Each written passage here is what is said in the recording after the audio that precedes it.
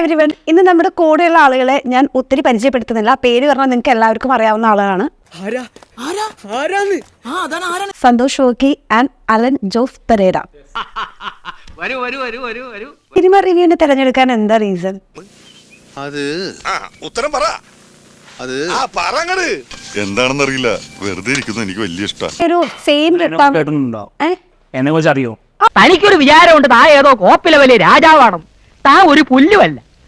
ഇപ്പോ നമ്മുടെ ആറാട്ടനേക്കാളും കുറച്ചുകൂടെ ഫെയിം ആയി എന്ന് തോന്നുന്നുണ്ടോ? എന്റെ ചാനൽ ക്ലിക്കാരല്ലേ, വലിയ വലിയ ചാനലില് എന്റെ വീഡിയോ അത്യാവശ്യം റീച്ച് വരുന്നുണ്ട്. ലേറ്റസ്റ്റ് ക്രഷ് ആരാ? വൈമ നമ്പ്യാർ. ഇയാളെ ഹോസ്പിറ്റൽ അഡ്മിറ്റ് ചെയ്യാൻ നല്ലതെന്ന് തോന്നുന്നു. മാനസിക നില ഇപ്പോഴും ശരിയായിട്ടില്ല.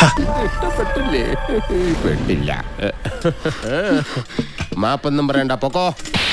എന്റെ കാര്യം പറഞ്ഞാൽ ക്രഷ് അങ്ങനെ തോന്നിയിട്ടില്ലെങ്കിലും ഹണി റോസിനോട് അഭിനയിച്ച കൊള്ളുന്നുണ്ട്.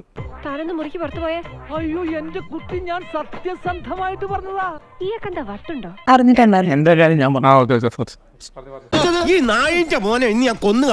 മാനേജർ ഉണ്ട്. മാനേജർ മുഖേന ചോദിച്ചത്.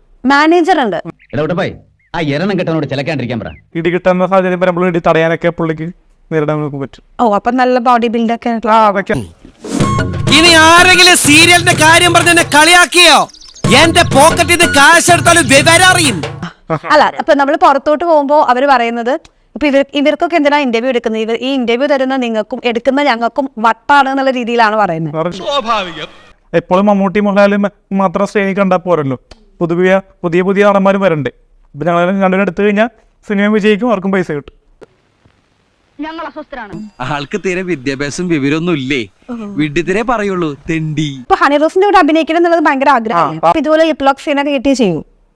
നടത്തിന് നോക്കുകയാണെങ്കിൽ ചെയ്യും, ഹണി മടത്തിന് നോക്കുകയാണെങ്കിൽ ചെയ്യും. വലിയ ഗൗരവൊന്നും കാണിക്കണ്ട, ഞാൻ ഇതിലേക്ക് കാണായിരുന്നു. ട്രാവൽ എക്സ്പെൻസും കാറും സൗകര്യങ്ങളും അല്ല കൊട.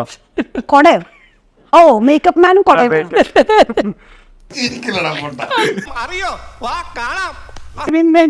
പട്ടം കിട്ടി കൊമ്പം തന്നെ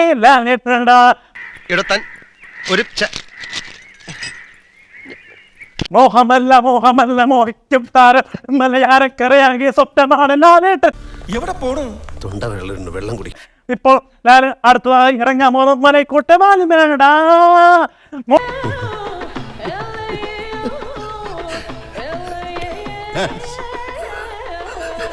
Time is over. I'm sorry.